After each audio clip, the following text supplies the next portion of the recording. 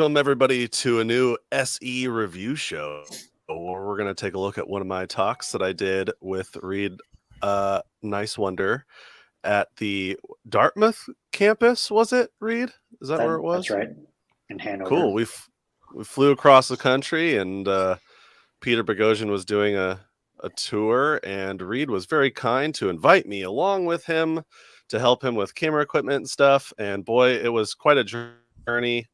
I'm not quite ready yet to reveal like everything that happened on that trip. It was about last April or something like that. So it was quite a long time ago. And I finally got around to posting a talk I had with a person that also works and volunteers with Peter. We had a discussion late at night about astrology. And so so that's what we're going to do today. Today, I'm Nathan again from the channel Abstract Activist. And then to my right here, there's Reid. Hello, Reid here from Cordial Curiosity. Yep, that was a fun tour. So much to say about it, but I'll just keep it under wraps for now. Yeah. You can watch actually a lot of behind the scenes footage on Peter's Substack. There's hours and hours of behind the scenes that I edited. That took a long time. I got a major subscriber bump from that. Oh, really? From all that stuff. So, anyway, go ahead, David. Hey, I'm David from Sound Epistemology YouTube channel. And again, I'm stoked to be here with all you folks doing another great review show. Yeah, I'm John, Quality Questions. Same YouTube channel, same name, Quality Questions. Haven't uploaded in a while. Hopefully that changes soon. Gonna get out there and do it again soon, but yeah. And I'm Chucky from I Hear You. So let's get to the video. Hell yeah. Alrighty. Apparently I'm commenting in behalf of Abstract Activist. I don't know why. We're streaming on his channel, FYI. Oh yeah, that's what. Yeah. Got it. If you want to comment as yourself, go to YouTube.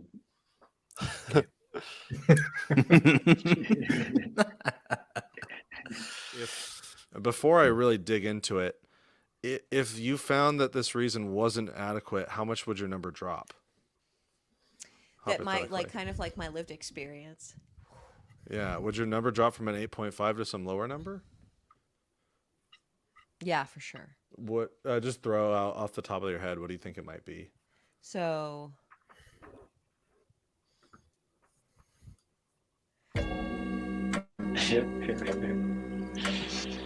Nice cut. Good teaser. Boy, thank you.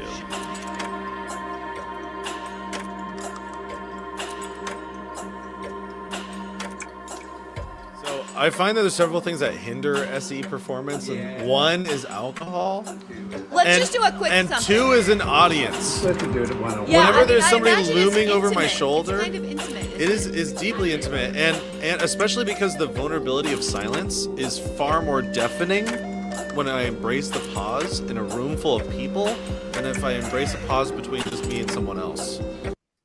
So already, this is going to be definitely different than a lot of my other videos. Everybody in this room knows what street epistemology is, so that's for one.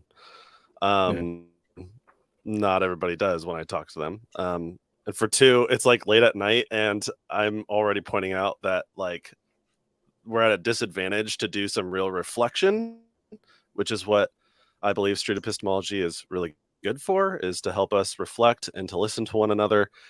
And here I am pointing out the elephant in the room, that there's a lot of people listening in on a conversation. They're like, come on, let's have an SE talk. Like, why don't you interview me? And I'm pointing out like, hey, I may have had a glass of wine and I may have, a lot of people listening in on this conversation. So I'm just kind of lowering expectations for it. Before I even start, I felt like that was a good way to get going. I feel like for the most part, everybody behaved themselves, though. They didn't jump in, jump over your, That's why I ended up posting it anyway. Yeah. So anyway, that's the prelude. Yeah, I saw the empty wine bottles behind you. They may have been. Yeah, I just did dry January, so this is going to look really weird watching it back. Do you have a claim that you want to explore? Okay, so well, let me ask you, what's the best way to think of a claim? I'm gonna have a lot of beliefs. I would say pick something that if you were to discover it weren't true, it would change you fundamentally about the way you behave. Oh wow. Because that would be a claim that would have a major impact on So your an life, and that would important- make me feel real special if I can touch your life in some way like Important claim. I mean, an also, important it belief. could those are my favorite ones to talk about, but it doesn't need to be that. It could be you know, I'm doubting something and I'm not really sure, and I want to examine my reasons to why maybe I should be confident or not. Okay. Like flipping off bad drivers makes the road safer. You could do something like that. Okay.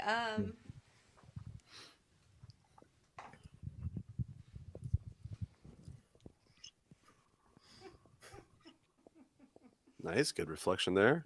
Thinking about a claim. Okay, I'm not gonna do the one where I think that cats and octopus are from the same planet. Oh, I wish she had. They are. Do you know this? Aren't they? No, I wish she. I'm glad she did. Only some. It's between those two. Okay. Oh God. Okay. Yeah. I know it's a crazy thing I have, but it's. I It's want a, to. it's I a want to lucky- hear more about it. Shh. All right. So how about I believe that well, this might be this kind of weak though. I believe that animals have a consciousness that we don't understand. That's stupid. Okay. No, why is it stupid? If it means something to you, it's not stupid. It does mean Sometimes it's hard to fish for a claim right off the top like that. The astrology one that you said would be a pretty easy one to ask. Thank Plus, you, Mark. Any kind of claim that touches solipsism in any kind of way is not fun for me to do. Mostly because it's really difficult to actually get to the foundation. all right. When the foundation is something no one can ever know. I could do something with astrology that I believe astrology may have truth. That I do. this think it is could have actually one of my truth. favorite things to ask questions about, so that would be great. Right. So So if I'm understanding you correctly, there may be some truth to astrology. Yeah, Is that there the may be claim? some truth to astrology. Okay. Really quick, what is astrology to you? Okay, astrology is the idea that that the Before we go on, I probably should have, maybe it would be nitpicking a little bit, but maybe narrowing down the claim to be a bit more concrete. Because saying that there might be something true isn't really like a firm stance. And maybe like Yeah. placing the claim in a firm stance could help us reflect on our confidence level a bit more. I think in the moment Mm. that may make sense, but I think with the advantage of foresight, the advantage of seeing the video after it happened, like I think it worked out despite that. Yeah, I just kind It kind of reminded. went over it. Sorry, but it's kind I of just like kind of went over it. the conversations that that sound epistemology does, right? Where you don't even know the claim. Like sometimes Yeah, David. you don't need to go into the details. That's very true. In Yeah, good point. In this particular case, I would have liked to have maybe explored a conclusion that we can use because of astrology, like what can we conclude based on astrology, and maybe that might have been a good way to be a little bit more specific. Yeah. Maybe Yeah, a and- claim like astrology can definitely affect our personalities or something like that, like a concrete like statement. Maybe. Yeah. Or I can make personality attributions based on astrology. Yeah, all those would be really good. I don't know if I asked this question in this interview, but in the past I have asked, without this belief, how is your life different? Or, how how does this add anything to your life? Does this add anything to your life? In what way do you live your life differently because you hold this idea? Yeah, that's a good Yeah. focus. I think she gets to the point though where she says like something like it's not like it is in the newspapers, but that's about as specific as it gets. I hear that a lot. Yeah. Yeah. I think you did go into how it hey. affected behavior, so I think that comes up soon. Hey, Robert, glad you could join us. Yes, I just threw up my iPad here, so I don't know what's going on. So okay, that's fine. Yes, join us. We're just doing a review Of here. course. Yep. All right, let's carry on. That like the planets in the solar system and even stars, and all orbiting bodies, either have an effect in a similar way that like the moon, including the moon actually, but the moon, that has effect on the tides and things like that, either has a physical effect in that way on humans physically, all life physically, or that it is a kind of perhaps not a physical a physical thing, but almost a like what Jung would say, like a synchronicity. So a synchronicity of planets and events, but that literally that we can find truth and meaning about human life, whether it's about events or about personal transformation spiritually or whatever, through studying the stars. And which astrology are we talking about? Is this a zodiac astrology, or is there a specific astrology that you think is more accurate than some other one? Nice I clarifying do question. I think that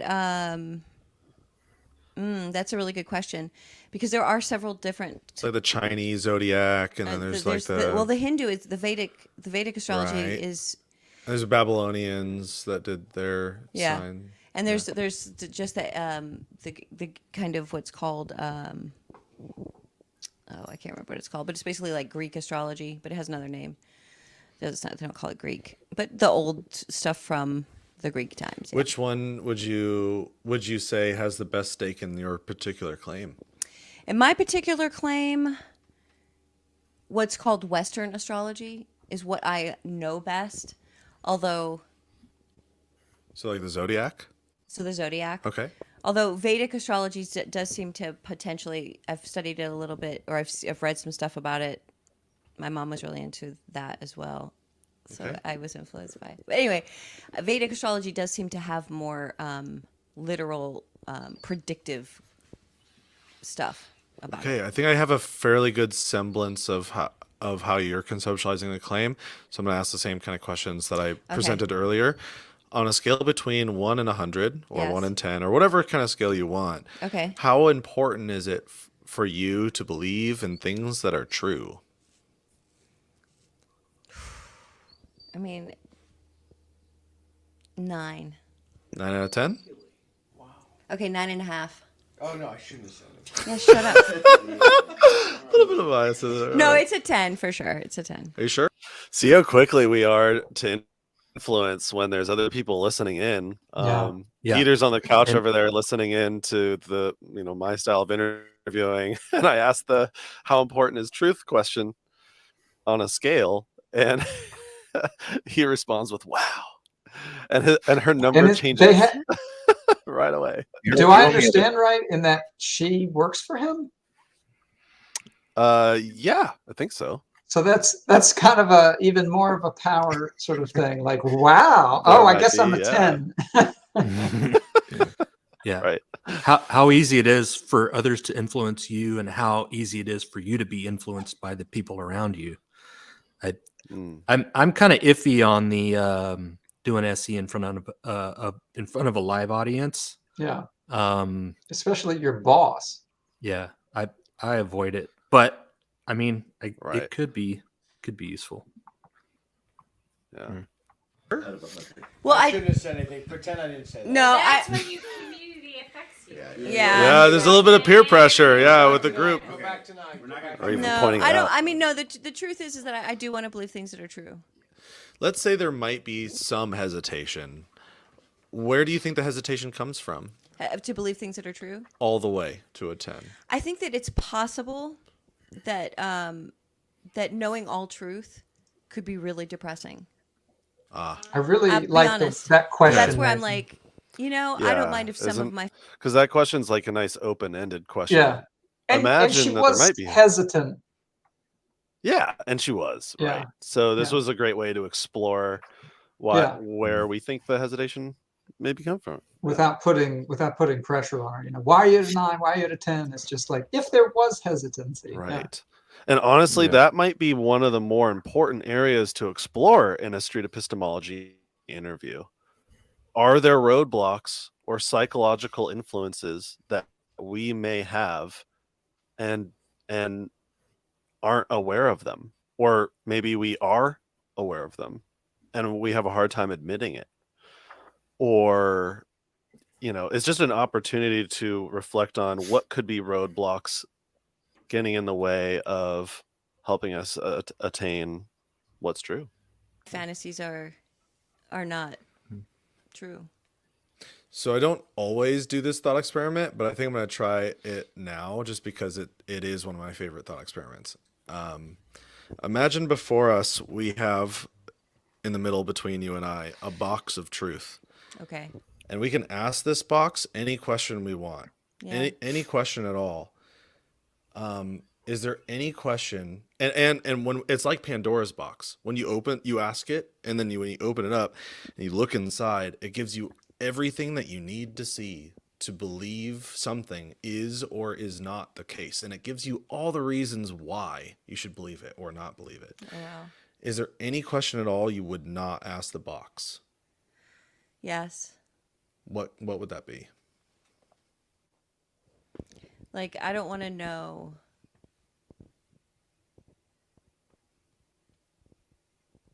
I wouldn't want to know, like, will I ever see my dead relatives again, my parents again? You would rather not know if the answer was no? I Is don't that what you're wanna saying? know. And why would that be? Because I'd rather just believe that it's possible. I know that it's probably not, but it's fun to it doesn't hurt anybody for me to not know. There's things I'd rather not know. But it's personal things. It's not like, I would like to know, the other things that are whatever, but I'm sorry, I'm getting emotional at this point. Right, yeah. And Second, I Essie will just- do that. I've had people cry in my interviews a lot. So But yeah, like, okay, so Can I I ask a question? Yeah. Just Yeah, so that's when we're starting to reflect now on what can get in the way of truth. And oftentimes what comes up when I ask this question is, well, the hurtful, the terrible things and the things the horrible things I don't want to know. And I get that a lot. Has anyone else here had somebody cry in one of their Yes. SE talks? Yep. Yeah, David has. Mhm. I have at Burning Man once, and it was totally unexpected. Yeah, out of nowhere. So, well, anyway, so It made me impressed with the interlocutor, though. I mean, she's clearly happy to be honest and open about. oh this yeah, concept. Like she knew immediately. She was like, Mm. no, I would not ask about certain things. yeah, I'm She very mentioned, impressed with her. She mentioned earlier something about not wanting to be depressed. And if I was a bet man, that's where I would put my money on the main reason. So avoiding depression. Hey man, I feel that. I probably have that even if I said I didn't have some roadblocks there. I bet many of us do. Yeah. just because I don't know. Sure. Are both of your parents deceased? yes, They are. So you've lost both your parents and you've lost a brother. yes. And so you have suffered great loss. Yeah, but that's irrelevant. It really, I mean, it's No, totally. it's not irrelevant. Well, it is. I mean, I just don't want to know. I don't want to like if somebody said I can tell you if you'll ever, in any mystical way or any whatever way, I could tell you. I would just be like, I don't want to know. Like, I'd rather not risk them saying you will never see or experience your relatives again. I just don't. I would just rather just have that little sliver of fantasy that maybe I will. I don't care if it's fucking true. Is this all within the a different like a belief? I'm wondering right now because I'm not trying to say that you're saying something. Sure. Though, is this all predicated on a deeper belief that you might live past your death? I do not have a strong belief that I will live past my death. If you were to just cease to exist, would that be unbearable? No. Okay. So you would. Okay. So I have a question. Sure. So I've known many people in my life who have lost parents at a young age. And do you fear? I don't know what ages your parents died, but do you fear that you will live to the age that they died and then live after that? Does that make sense? Is that So I also thought I would die like 15 years ago. I had a serious illness and I was told I was going to die. Actually, I'm not worried about dying. Dying doesn't bother me. We have so many things to talk about, Gina. Dying is like I don't have a problem with dying. I don't have a problem with the fact that it's possible. I mean, I have a small problem. I mean, I have a little bit of like I'd prefer it if after I die I'm not completely obliterated. But you know. Oh really? I'd be like, You're dead. I mean, you know, I might. I need to get the hell out of here. That's what I want to do. But that's just me. You mean like you want to stop existing? I mean, yeah, I would like there to be some sort of end. Yeah, the idea of forever is frightening to me. I actually, Terrifying. I'll be honest. Okay. The idea of heaven? No, just listen, forever. Like never die ever. Like existence forever, eternity is hell. Yeah. No, but I actually. Peter's really I'm quick like a to- me-seeks. Peter's really quick to agree with me. I think it's just because we're late at night. We're exhausted. I don't know. Then I'm watching back. I'm like, I don't know if I'd give that the same answer, especially as this enthusiastic as I am. definitely ran the risk of making her feel antagonized. You know, like Right. Yeah. I totally disagree. And then I'm like making really light of it too. This is my least favorite part of the whole Right, interview. and But I she's swear, really serious, yeah. it gets a lot better here in a minute. So Like a me-seeks. We're not supposed to exist forever. It's getting kind of weird. I think that I believe that like all of the stuff gets like mixed up in the machine. All the time, and then spit out into different possibilities. And I think I'm just one of the possibilities that got spit out. And that but whatever I am is going to be put back in the machine, and something else is I'm going to be like jumbled up with some other shit and spit out as something new. Okay, so I mean that's what I believe. let's- But there's just this little tiny thing about like my mom and my dad and my brother, and wouldn't that be cool if I saw them again? So this requires a different SE but talk that's at a later not time. what I wanna talk about Yeah, right no, now. we were talking about astrology, which is what I'm trying to do, is bring it back on track. Okay. So we just had to diverge a little bit because I wanted to see how you viewed truth and how you viewed the importance of knowing true things and where your breaking point might be in that. And I think many of us have a breaking point or some sort of fear. Normally, I ask 3 questions for the box of truth thought experiment. The first one is there any question you would not ask the box? Most of the time, I get people that tell me I wouldn't want to know horrible things.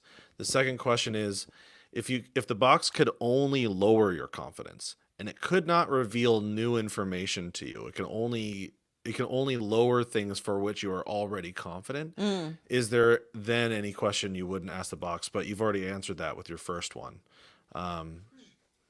It seems like. I'm trying to process that. So if the box could only lower your... It can only show you the way in which you're wrong about a thing. In So in other words, it would only... It doesn't tell you the reasons. It shows you why your reasons aren't good reasons. Oh, okay. But it doesn't show you the real truth. It just shows you why you're wrong. It shows you So this how would be you're thinking about it wrong. But it doesn't show you... This would be a box of reasons too, huh? I suppose so. Yeah. Well, it would be a box of like your, how you piece things together incorrectly. Mm-hmm. Yeah. And so you can ask the box like if an idea in your head, the reason why I like to ask this apart from the first question. The first question is there anything you wouldn't ask at all? Like basically figuring out, how somebody values truth and exploring that. And the second one is way more laser focused in on the virtues of letting go of inaccurate beliefs and how we feel about how readily able we are to let go of something if we recognize that it's not accurate. Like, do we want to let go of those things? Or how attached or are we we attached? can be to beliefs that we find out are false. Exactly. And some people will say, I have X belief and I will do whatever I can to prevent unraveling that X belief. I want X belief more than I want to know if it's not true. And that has come up also. If that comes up, then I pivot the whole talk. Instead of asking how they know X is true, I pivot the whole conversation to why is that? What's the second? And if whatever reason they give, it's almost always for comfort or to say whatever the reason happens to be, then I'll usually ask questions that explore those reasons, but then also ask what's the second best way to achieve those things. I always forget that part. I always forget the second best reason question. It's really useful, especially when talking about the value of truth. Yeah, absolutely. Yeah. I had a note about the value of truth exploration, and I was curious what you guys thought of, in addition to asking, like, on that scale, how much you value truth. I was curious what would happen if we added the question, on that same scale, how important is it to you to avoid false beliefs and see if those two scales match up? You know what I mean? Oh, I think she said like 8.5 out of 10. How important is it to you to avoid believing false things? Is it the same? Is it the same range? Is it the same as knowing true things? Yeah, and that's an important distinction. So with that question, how important is it for you to avoid false beliefs? Is that sort of like the same thing on the survey, though, of like, oh crap, I had it in my head and I totally forgot it. I will abandon a belief if I discover reliable information that falsifies it. That's one of them. That, but also like often investigating beliefs that don't match my own or something like that. Do you constantly question your beliefs in order to make sure you have the right one? Like, you constantly like self-critique or go through whatever process, critical thinking to like try to make sure you're avoiding false beliefs. Yeah. Is it just as important to them to believe true things as it is to avoid false things? And if not, why? There's a little bit of a pokey question in this neighborhood where you could ask, what could be the downsides of believing something that's not true? Like, could that hurt you as well? She's talking about maybe getting comfort from this belief, but in what ways could this belief be harmful if it's not true? But it's a little more aggressive, I think, of a question.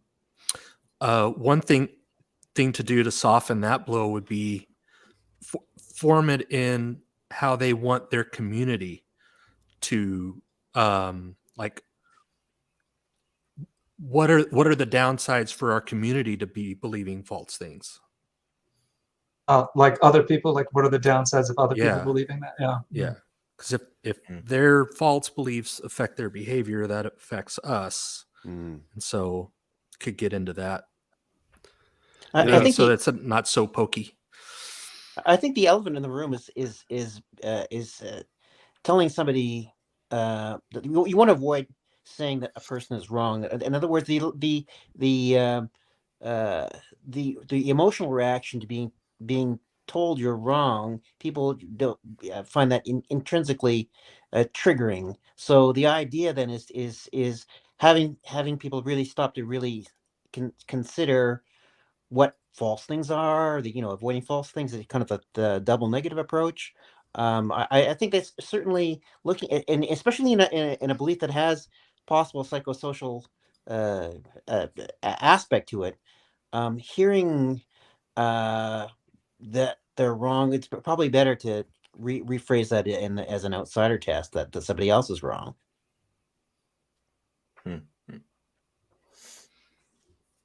Yeah.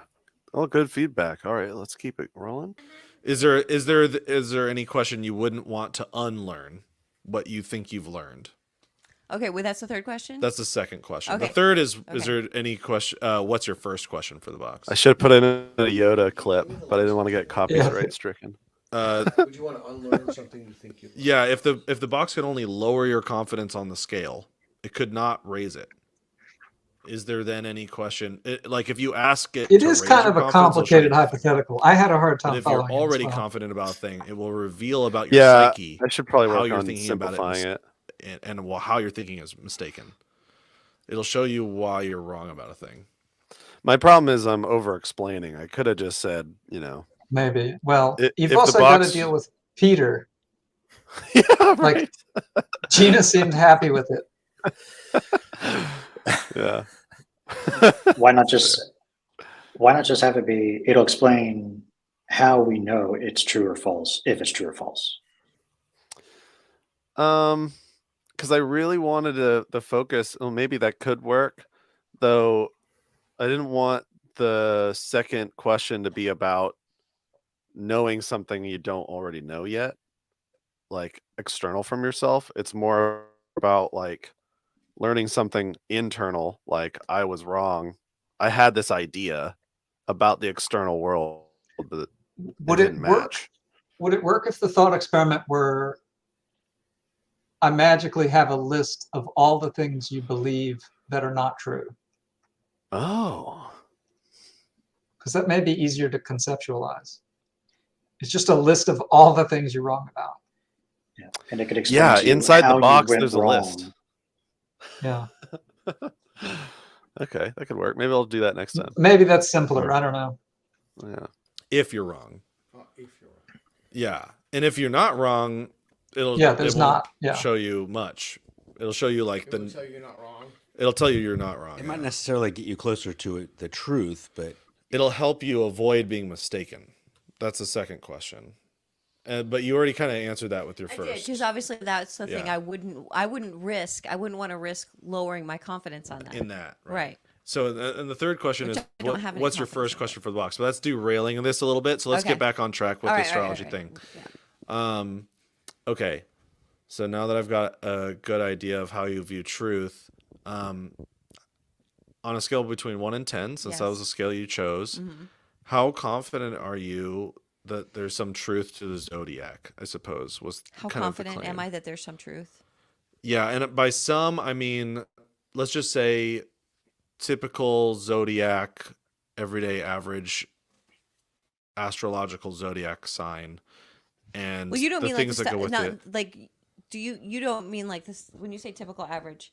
When I say I think there I'm trying to understand how you see it. Okay, I don't see it the kind of thing like that you read in the newspaper. Okay. So can I just talk about it in the way I know it? Yeah. Okay. So I would say there's. Hold on 1 second. I gotta go to sleep. I'm super tired. Okay.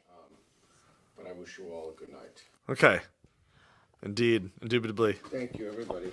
Probably fast forward like 30 seconds here because we're talking about like what we're gonna do the next that day. could have been We're cut. walking, so be ready by. Yeah, I just. It probably could have been cut. Unless you change that. The problem with cutting things in an SE interview is people are like, "Oh, what did you cut out?" Like, you trying to manipulate your person. So, like, and also Mark was very kind, and Mark did all the edits for me, and then he just sent me the what he had, and I just added my bumpers to it. So good on Yeah, Mark. I- Thanks, Mark. I think it's good to have continuity. It's good to have continuity, even if it is It's just true. like It's true. Yeah, it makes it more kind of genuine. For Just us, we like it. But just at the point of discontinuity, I'll just mention that the example that you had there, Nathan, where she went from a lean back experience to a lean forward experience, that you really engaged her, was when you talked about, well, what I think about the afterlife and whatnot. In other words, when you explained what you thought and you told her what your position was, that engaged her more, and she literally leaned forward into the conversation. So there's an example. A lot of people saying that just asking questions is what it's all about. No, here's an actual example where you're stating your position and it really engages them better. So good on you on that one. Yeah, thanks. Yeah, I probably should have asked her to just do that right out of the get-go instead of being like, your average, everyday, typical astrological sign. Probably like threw it off. I could just put it ball in her court. I remember her saying this, something that's more concise to what she's meaning by All astrology, orbiting I think. bodies Maybe. have a physical or synchronistic effect on humans. Which is true because everything has a gravitational field, right? Yeah. What kind of effect and how strong? Yeah. Right. Yeah. What can we And I conclude think because of it? And I think in this instance, there's some connection between these gravitational fields and our personalities, perhaps. Let's find out. Yeah, I have to get up early. Okay. All right, Good night. so Good night. and you need to go to the thing. You need to go to at FedEx. Yep. I feel like about 8.5 or 9 that there is something to it. Yeah. Yeah, and just to be Oh wait, I think I went like too far. about 8.5. How do I go back? There we go. She has a special. Oh, okay. I have status. Okay, so I would say that I feel. I mean, this is why I feel like about 8.5 or 9. Oh, maybe that I there didn't is miss something anything. to it. Yeah. Yeah, and just to be clear, how do you define Lost the 10 thread. on your scale? Okay, a 10 would be like I know. Yeah, like that- no questions left. Like can't be mistaken. No questions Like left. I'm not. certain. I'm not like I could never not believe in it. Like I think that What's a 0? a 0 would be like All questions. would be like this is bullshit. Oh, All does right, that so mean you this think is it's false? this is the only point of criticism I have for this video is I feel like Yeah. you really got Lay it way on into me. the weeds with this confidence scale, and instead of Well, just I've got going Reid with and what Mark you in the said, room. yeah, then it becomes about like SE as an institution, and it just goes off the rails. I think It does. It does. It's a conversation that needs to happen, though. I think, like, and given what the context, or I like what Nathan did, having her explain what 10 means instead of assigning Right, what sure. you think 10 means to their scale, because at the end of the conversation, when you walk away, your scale isn't going to matter. It's about how they see themselves on the scale and what would change it. And so I like having them put the responsibility on them to clarify what 10 means or what 0 means or what 50 means or what 4 means in a 7 scale. totally. And I think she did that. The problem is then we have a discussion about like The scale. different people's scales. Yeah. Mm-hmm. Yeah. And I think that the difference in our scales can change how we label ourselves, I think, in certain ways. Like with the word agnostic versus atheist, for example. I think a lot of that has to do with how we're viewing the scale and where we see ourselves within that scale. Mm-hmm. Well, let's find out here. That should be 0. All absolute confident and false. Oh, really? Because that's not how I see it. 0 means no confidence in my book, which is different than false. False is a different claim in my mind. Okay, my low confidence would be like So I'm in terms of my confidence though, I'm like an 8.5 or a 9. Confident. 8.5 that or a 9? there's something to it. Yeah. Okay, so where's on your scale? Where is no confidence? not that you believe it's false, but no confidence. You put 0. 5. See, this is why you and I need to talk about the scales. That's weird. well, that's that Yeah. you guys, He puts. I mean, that's pretty fundamental that you guys. That's weird. I know, this is the thing I've been bringing up constantly. It's P or not P, and not P in my mind is a different scale. It's a different claim. I apologize to the general audience who are not complete and total nerds. We're gonna get totally nerdy with it here for a minute.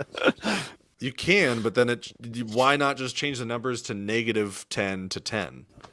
That's confusing. I kind of feel like Gina's just sitting there going, "Can we talk about my claim?" Yeah, it's no longer like about her belief anymore. This is the audience problem, but yeah. Nothing. I think. Well, it's not nothing. If I say there's an elephant in the bathroom and I open up the door and I show you that there's no elephant, it's not nothing. We know that there's no elephant there. That's something. That's confidence and false. That's the Yes, classic, thank you, yes. Reid. Yeah. Okay, so Yes, there's 0 in the exactly. middle. Yes. 0 in the middle. Thank you. This is a great scale. Hey, look at this. I haven't seen one like this in a while. This is good. You should send this to me after the show. Yeah. Same. But yeah, like, so yeah, open up the door, elephant is not in there. You're not going to be ambivalent or whatever in the middle. You're not going to be in the middle. You're definitely going to be definitely false on that scale. Right. Well, I think the point is we now have confidence that the claim is not accurate. And that to me is confidence. So like the belief that a claim is false is a belief. Like it's confidence. Or you can just have no confidence that a belief is true, which is a little different. So I think this is important, at least the way I see it is the importance in having them form their claim in a positive form, like X is true instead of I believe X is not true. Yeah. It's just easier to kind of deal with. Yeah. It's super complicated to talk about. I have low confidence in the belief that something's not true. And it's like, I'm already lost. Yeah, right. So to me, that would be -10. Yeah. Or you can put it on a different scale and just say like, the claim that there's no elephant in the bathroom is I've true. always done it Reid's way. You've done it Reid's way? Yeah. Why I know, I'm weird. I'm like the only one I know who does it the scale this way. I do 1 to 7. And to be fair to Reid, you use more than anything like the gradient, the black and white gradient. I that's avoid numbers completely. Yeah, and that's way better than what we're all talking about here. 4 is the middle. Yeah. And you showed. I'm about to get really animated. You're talking about you're talking about a glass half full, and to me, no confidence isn't half full. What? No. And I think people think about it as half full. When you say 4, it's not 0. It's not nothing. 4 is 4. Really, This is the what only no, point I'm- of criticism. I Everything am else is certain great, about. but I am. this was a little much. Very adamant far about away what from I'm saying. astrology. He now. has 100% confidence in this. We'll get back on track here soon. Yes, it's not. Yeah, it's not like a temperature gauge. Right, but when you meet people on the street, they're not going to visualize this. Nuanced thing. Yeah, it's great it's better to just have them. And if you say middle means not sure, then there you go. Then How do I not know that? I mean, I've seen so many of your. I've videos. listened to 50 of your podcasts and never had I noticed that's how you thought of it. It's so wild. It is super wild. Okay, so This is why I was wondering why 1 through 7. me. Like, I mean, Yeah, I thought it was just because it was unique. so I feel Oh, it's unique. It's as a midpoint. 4. I feel Do you think that means that his 4 is I don't know? Yes. It's so weird to me. It's still weird to me. I don't care. I don't care if it. I think it's cool. like The too interlocutor, like if you go back, she said, "Okay, back to me." Yeah, like she's really trying. She's she's trying the to one- Yeah. moderate. No. back on track. Yep. Oh my god. I deserve all the scrutiny. All right. here we go. I feel like in terms of how confident am I that there's something into astrology? Yeah. I'm like let's say that this is the scale. I'm sorry. Can you define something too? Okay, so what I mean is that I believe that there's something, although the reason the word something is quite vague. and I use it because I'm not. It's not clear to me how much we as human beings actually understand about it at this point. But I believe that and I don't also understand exactly the mechanism of it. I don't understand. I mean, it has a long history, but that's so you would say that like that the rules set by the zodiac astrology is based on some sort of truth in some way, as opposed to just complete arbitrary. That's our camera guy in the room. I would say it's not. I would say that I have high confidence that it's not just some arbitrary bullshit. That there's something to it. Yeah. So and you're at an 8.5. I'd say 8.5. Yeah. What's Maybe your even 9? And how did you get to 8.5? So how did I get there? Now we're back on guess, track. Through experiences with it. Yeah. And seeing things that make sense in it, that seem real in it, that seem true, that seem to ring true. Can you think of a belief that's false that many people hold that you think is false to your satisfaction? I believe it's false that animals don't have feeling. Okay. Do you think that there's maybe an ideology and or a religion out there that many people believe that is false? We could also go with the animals thing, but I think that's a minority this is the thing view. about religion. Is my opinion about religion is that it's not true or false. I believe that it's an emotional situation. You think that animals having emotions is a true or false thing? When I say feelings, I mean that they are, like for instance, some people believe that sea life doesn't have experience pain, or right. that. This will be really interesting as the only vegetarian in the room. Yeah, I'm not a vegetarian. right. Or that animals don't have consciousness. I believe I'm that pretty they flexible, have though. consciousness. But see, that's not really something I can't really say that they're false because I can't fucking prove it. So let's say things that people believe that are false. Yeah. Like people have all kinds of crazy. Race theory is not harmful. Okay, yeah, I believe that critical race theory is harmful. Sure, that works. So I think that people who believe that critical race theory is It's not- helpful to yeah. any human on the planet is false. And you think they're wrong about that? Okay. Yeah. If they came to you and they gave you your reason, and they said, and tell me if this isn't a good analogy, please, because if it's not, then I need to change my question. Though, can you imagine someone coming to you and saying, "It's my personal experience"? Actually, that's fucking perfect. That critical race theory. You mean like it's their lived experience? It's their lived experience. So this is number 8 on the survey. Someone can be certain something is true yet still be mistaken. And so I'm wondering if before I really dig into it, if you found that this reason wasn't adequate, how much would your number drop? That might kind of like my lived experience. Yeah, would your number drop from an 8.5 to some lower number? Yeah, for sure. What? Just throw out off the top of your head. What do you think it might be? So I kind of rushed this. I should have done this prior to asking for a false belief. The false for her to think about to see if the outsider test could apply, because I want to know how much they weigh this reason. How much does this reason weigh on their confidence? And that's probably better to explore before you question the quality of the reason. I'm a little bit disorganized here, but I think it still manages to work to allow us to reflect on the weightiness of the reason. I would think it would go down. Be like a real reason check. Yeah, I want to do the real reason check before and see how much it adds up and how much the number would shift. Yeah, because if it's not check. if it's not the real reason, yeah, Yeah. If it's not the real reason, then it doesn't matter how good the reason is. Right.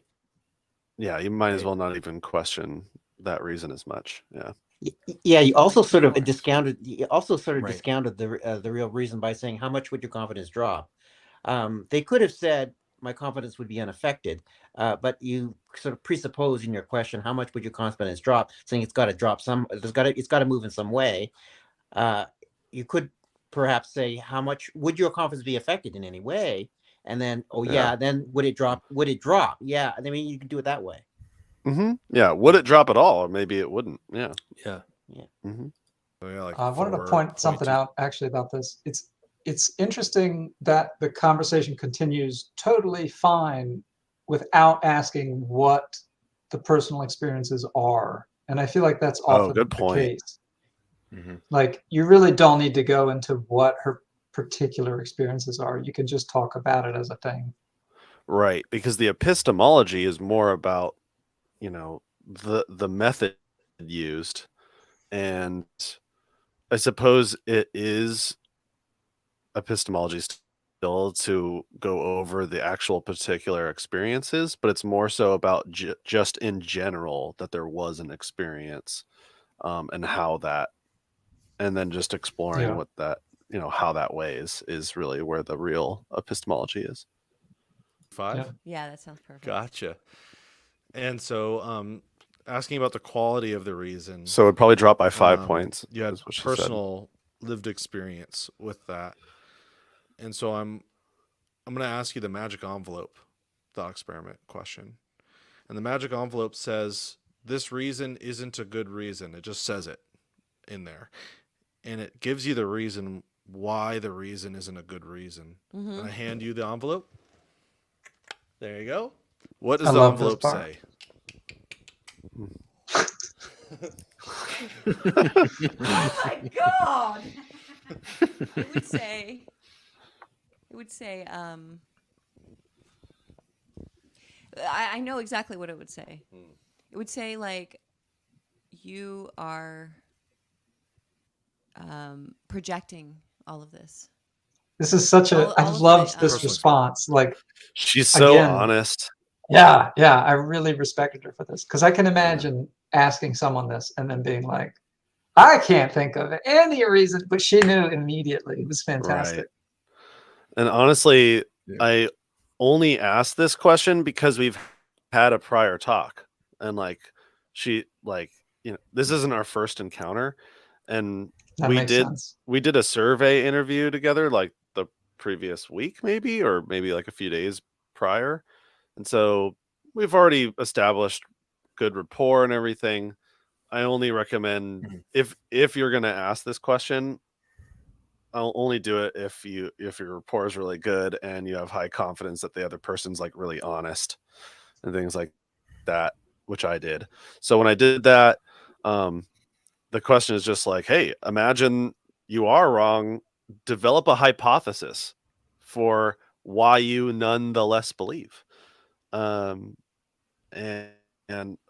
a person who's reflecting well should be able to give you some, even if it's just imaginary, they can give you some imagined criteria for why that would be. It reminds me, sometimes in engineering, you do a pre-post-mortem where you imagine how something could go wrong before you even engage in the activity. And it's kind of reminds me of gives me the same vibe, I guess. Because it's a neutral activity, right? You don't feel bad. You just imagine what could be the problem with that reason. Yeah, it's in a risk analysis. It's called what can go wrong, right? How could this possibly be? How could we all be mistaken? Yeah. So what's the risk? Let's imagine what the risks are. Developing alternative hypotheses are really useful, really helpful, because it can help us gain insight into our own psychological motivations, which can help us see our pitfalls if we have any. And of course, we're often blind to our own pitfalls. Yeah, we have to, of course, recognize that there are many more ways to be wrong than be right. Yes. So yeah, you can go way down that road in terms of exploring all the ways you could be wrong. Right. Yeah, most beliefs are false. Well, it's like there's the universe, and then there's literally all of imagination. Yeah, to weigh in on. I'd be curious to know how much the environment that this was taking place in had an effect on her honesty and sincerity in that moment. Yeah, Being maybe that like could there she be knows everybody around here, everybody in the room she knows is familiar with SE, right? And like, could there be pressure how that to affected, perform that you can reflect? Yeah, or that you can show that you can be honest. She may have also seen interviews the last week where people are relaxing their beliefs, and she thinks maybe I can do this too. Reid's looks like he's got something else fired up to show us. What's this, Reid? Oh, you're muted. You're muted. Yeah, the whole point of this was to educate her about what SE was, because the reverse Q&A tour did not start out SE focused. So she wanted to just have an SE conversation to learn more about it. This is her talking about that. You guys gonna give me we need to do a thing tonight for SE with me. Yeah. It's very important because I might not see you guys for a month or a year. Are you going to Portland? Okay. No. Okay, then let's do it. And also I really want to have I want to have something on film talking for the final thing that's made about what SE is, so that it makes sense to people who are watching what happens. Oh, sure. Yeah. Like just a little bit of that. And I think that through you talking to me, and then we can do an example. Yeah. Okay, cool. I think that would be really helpful. Oh, that's cool. I didn't know that existed. I hadn't seen that yet. Neat. Yeah. It's a great sport. Yeah, admirable. Right. Okay. Yeah. All of the personal experience and even experiences by others, it's all a projection, which I think is entirely possible.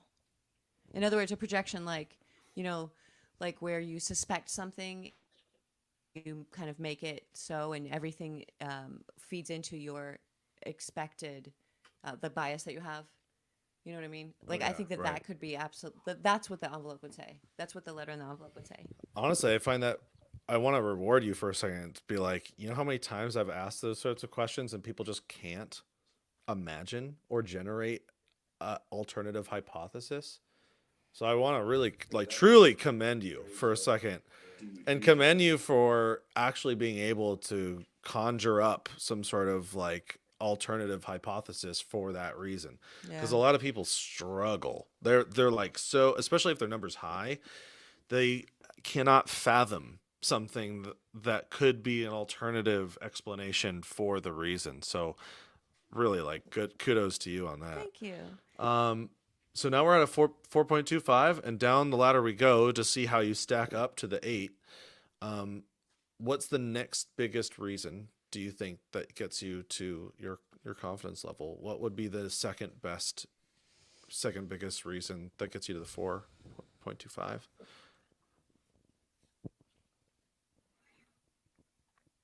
I think that all the rest of the reasons are very, very sloppy and sad.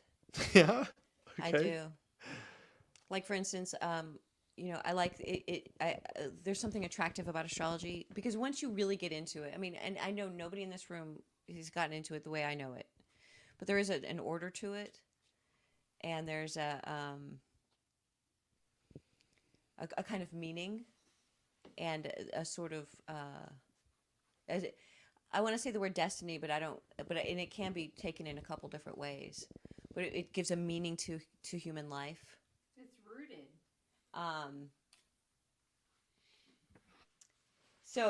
But those things are things that I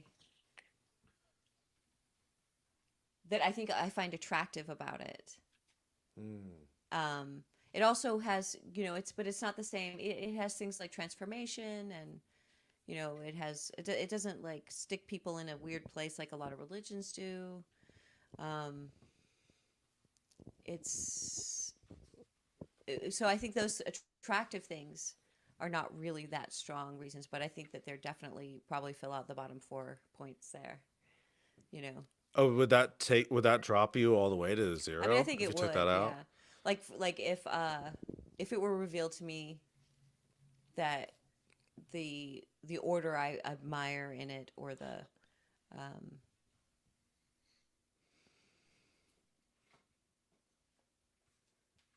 meaning that I find attractive in it was all kind of bullshit and stupid.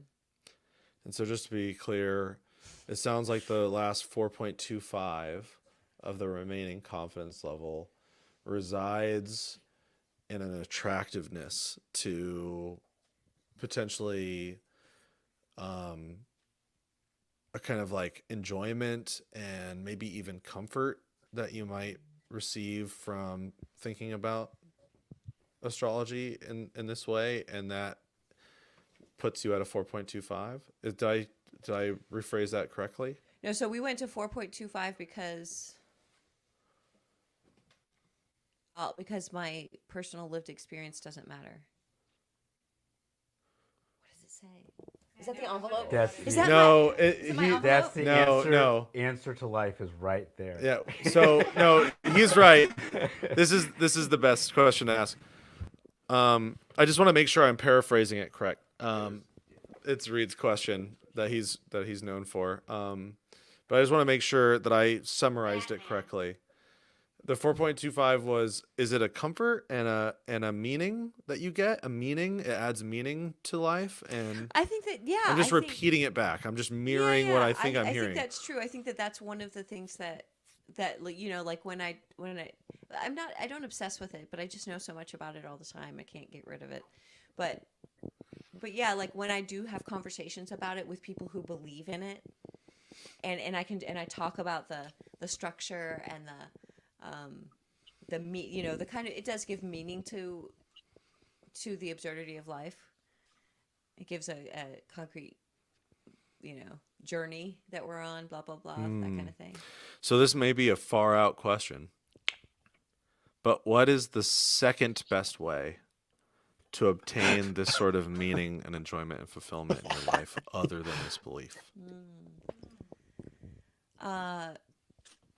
That's a great question. So actually what I would call a better way, because I don't believe it's the best way. I don't believe astrology is the best way. There's something better? Yeah. Okay. What is that? And that is like literally being present. Sure. Hey, you told me I was doing that earlier today, which makes me feel real good. And in fact, I've seen astrology kind of destroy people. Believe it or not, It sounds like silly, but literally just being present, and it sounds dumb, or simple, but it's actually like a thing that a lot of people aren't very present very often. And I can easily slip out of presence and into whatever, but being present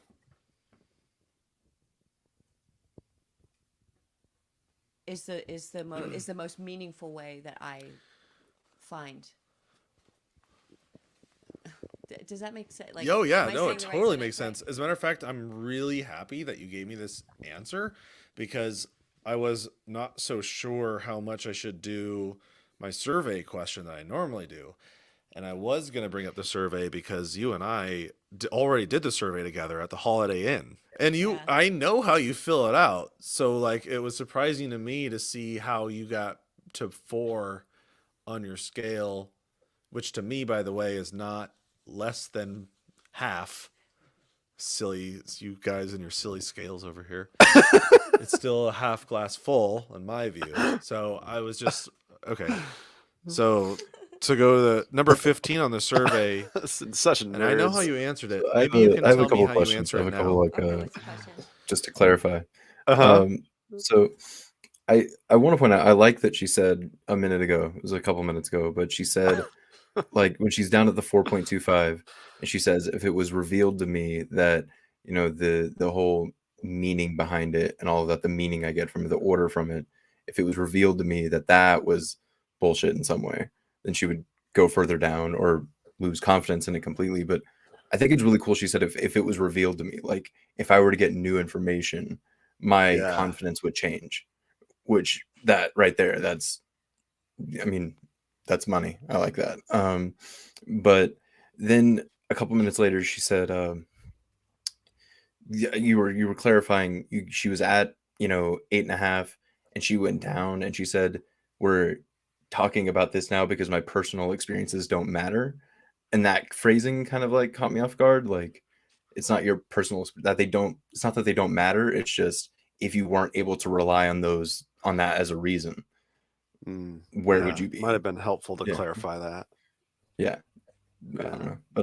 But yeah, I like the if it was revealed to me. Like I love that. Very good point. It's a statement, and you either agree or disagree, just like Peter did with the whole tour. Okay. Believing something, it is okay to accept something as true because it is comforting. Agree or it is okay to accept something is true because it is comforting. I don't agree with that. Yeah, and I think you initially disagreed as well. Yeah, I don't. And it may seem this conversation may seem like, well, obviously you do agree with that, but I don't. No, I don't think you do. Okay. Though I'm wondering, so you don't agree. So do you think it's good now to hold confidence to be at a 4 for astrology? If the reason, and maybe I'm mishearing it though, is the reason meaning and comfort and enjoyment and like. But what about my lived experience, man? Right. What about my lived experience? No, I think that I don't. In this conversation, I have not dropped my, I haven't been like, okay, I'm not. Astrology is dead to me. I'm not that, but I am definitely. This has been good for me to actually state. The thing I really want to analyze on my own is what is this fucking lived experience I'm talking about? I mean, I say it and I know what I'm saying, but it's actually quite a jumble in my mind of of my, no, it's not lived experience, but the experience I've had with it, and how legitimate is that really, and how much of that is projection. Well, awesome. I think we've come to about an ending point in the talk. I always end all of my conversations by saying, any questions for me? I'm a wide open book. Thank you so much. What is your sign? I loved that. Beautiful ending. Nice. Yeah, totally. Great ending. Yes. Great ending. That's exactly reflection. I still don't. Thank you to Mark for editing that for me. Go ahead. What the actual claim is. Like, if we're going to explore a claim, do you need to know the claim though? Yeah, she knows the claim, and I think just looking at her face, you can see that something important happened in this conversation. Yeah, for sure. Whatever that was, though, like, if we're going to explore a claim, I would probably maybe get a little bit more specific about what she is claiming is true. Like, in this instance, you're absolutely right. That might be really helpful. Like, because this is one of the few talks where asking what we mean could itself really clarify a lot. Like, do we mean like Mercury has an effect on like how I travel next weekend? Like, that could be a great one. Or like, on the day, does it matter if I'm born in Virginia versus Texas versus like whatever on a certain day? Does that have a minute influence? And if it does, how do we know it does? Like, we could go into detail with that.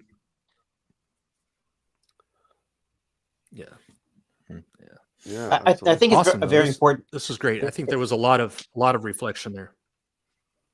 Yeah, it would be also nice to explore the behavioral impact of the belief on actual. What does this mean to you in terms of what you will do or not do? Saying, okay, because of astrology, I'm not going to take the bus tomorrow. It has a direct, and then you can really explore that. Is how does this belief really affect a person's life, what they do or don't do? Yeah, she was And saying, maybe it's I'm because I not saying suspected that it didn't. It could have been that I suspect that it didn't have very much of an effect on their lives, but maybe I'm wrong about that. Though, yeah, you could say like you wake up tomorrow and you no longer believe it. Like before I even start the interview and I do that, like, does anything change? And if it doesn't, then, or if they think it doesn't, then maybe it's not so important. Maybe the belief isn't so important. Yeah. There was like this small opportunity there when she said, well, I'm not just saying that astrology is dead to me now. It might have been fun to say, well, if you did say that, what would that mean in your life? How would that change your day-to-day behavior if you were to say astrology is dead to me now? Yeah. But I think you ended it. I think you ended it fine. Great. Yeah. You run the risk of pushing too much and then her becoming defensive. Yeah. Also, maybe use that or save that for the next conversation, and then maybe talk about twins or something like that. Like, that would be a good one. Twins? Good old Carl Sagan did a video on that like 30 or 40 years ago, and we still like very few people know about that. They did studies with twins born on the same day, just minutes apart, and like that's a great avenue to explore. Like, how do we think about that? Or we could ask questions like, twins are born on the exact same day. Is it possible that one grows up and has a very different personality? Mm-hmm. And if so, yeah, how do we explain that? How do we explain that? Yeah. I remember this question. Yeah. Does astrology predict what's going to happen because it has some special knowledge about you as a person? Or is it saying these are good things to do and you're the kind of person who would benefit from doing this kind of thing? Yeah. This all goes into like the testability part, which I don't think it necessarily needed that for her to reflect, apparently. No, yeah. But like if you were to go into the testability part, those could be some questions to ask. I love asking prediction questions. Those are my favorite ones to ask because it really, I think it encourages me to reflect too, because like it's the strongest form of evidence for me. If somebody's making a prediction about the future, something that we don't know yet, like the stakes couldn't be higher. You're putting down all your chips on the table, because if it doesn't come to fruition, well then now we're really going to have to be honest with ourselves about the idea. And also, if it does come to fruition, damn, I better really check myself. You know, novel testable predictions. Yeah. But at the end, I don't know if I missed it. Did you was there like an updated confidence scale at the end? Like now that we've had the conversation, how are you? Are you still at an 8.5? Like something like that? Or it would have been cool to see what she was. Off camera, I think I did that a little bit. Okay. But it was like almost a year ago, so I don't really remember super well. But you know, I almost feel like asking for an update. I used to do that a lot, though I stopped doing it as much only because I feel like it puts a lot of pressure on a person who's really reflecting. Yeah. And it makes them think about their identity more than where their number actually is. Like almost not asking, because they're going to ask themselves anyway. Yeah. But if I think she ask said them, specifically, like, this is what I need to go and think about. And I can really relate to that. Like, I'm never going to change my mind on the spot, but she's like, oh, I need to think about this. Yeah, you have a point. Okay. Yeah. Oh, you're right, though. I mean, a lot of SE talks online end with "Where's your number now?" especially with Anthony's videos way back in the day. Yeah. Cool. Well, I think that about does it for me. Did anybody have any like takeaways or anything that I could improve on for next time, or anything at all to add? I had kind of a weird, possibly unrelated question. If she had joined us, if she had joined us for the review, would that have been beneficial? Oh. Because it sounded like she wanted to learn more about SE, right? And I think doing these review shows and pointing out good things and pointing out things that could have been done better, I think it's a really good way to learn what's going on, right? And so I kind of often wonder about having how it would change if we had the interlocutor as one of the review people. Oh, hey, look at that. Well, you're free to come on. The jig is up. Yeah. And I mean, yeah, I think it would be beneficial for sure. Also, just a follow up would have been beneficial too. Yeah, for what it's worth, all the above. I did a talk with somebody about astrology a while back, and we did a review on it, and that person joined the interview. So if you're looking for more astrology reviews, check that one out in the archives.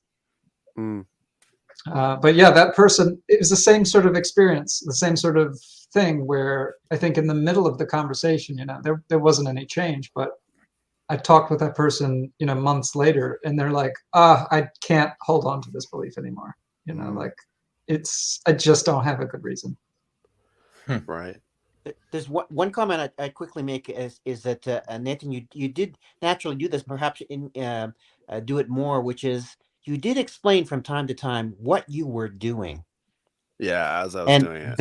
As you were doing it, and that is really a strong conversation builder. Keep doing that, even if they don't ask, even if they're not confused. Explaining from time to time, even just briefly, what you are doing is really helpful in terms of the conversation. Yeah, this is why I'm asking this question. Yes, exactly. Yeah, I was a little bit overly animated at certain parts when I was explaining what I was doing, especially with the box of truth stuff.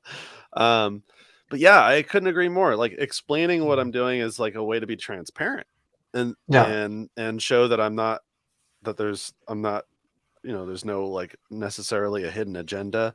If I could have one point of criticism for myself, it would be I wish I was a little bit more neutral.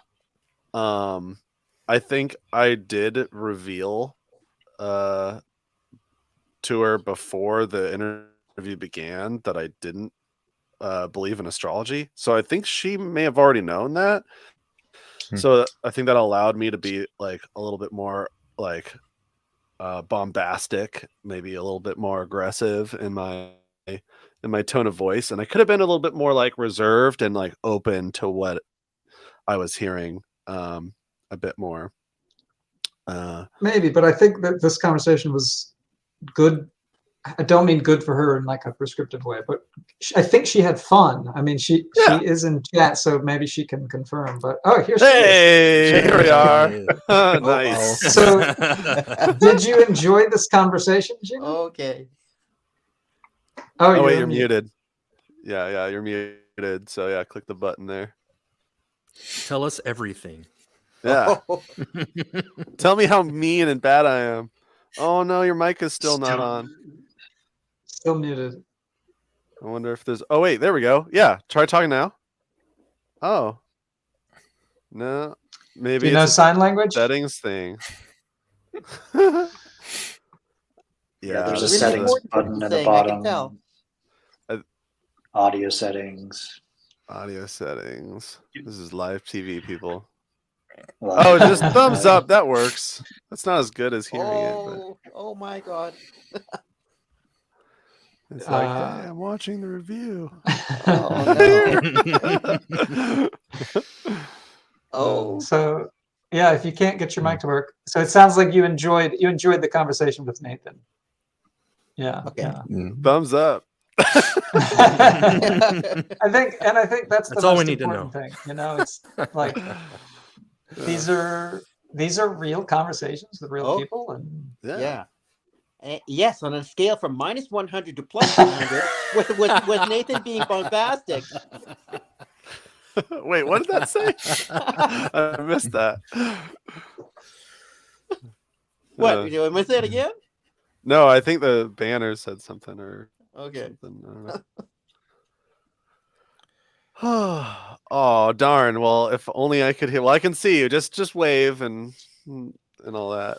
Okay. Well, and we'll do a follow up. That'd be good. Maybe one day we'll do a follow up, and appreciate everybody's feedback. And was there anything else? I guess since Gina's audio. yeah, it was great. I think I said this before we started, but you always seem to have good rapport. Like, and I think that's maybe the most important thing. People want to talk to you. Yeah. All of our rapport building happened by hanging out earlier and complaining about the same things for hours together while we traveled, which is a great way to get to know somebody. Well, thanks a lot, everybody, for coming on. And yeah, Gina can't figure it out. Say one more thing. Nope. Okay. Well, thanks a lot, everybody, for coming on. I'm glad you listened. And yeah, we should get together more often and do more of these reviews. Sorry I haven't been posting as much lately, but that may be changing in the month of March. I might be devoting a lot more time to SE related projects. You can support our projects. I'll put some links. I'm hearing myself from the mic, but I'll put some links in the description below. And thanks a lot, everybody. We'll see you next week. All right. Later. Bye. Bye. Bye. Bye.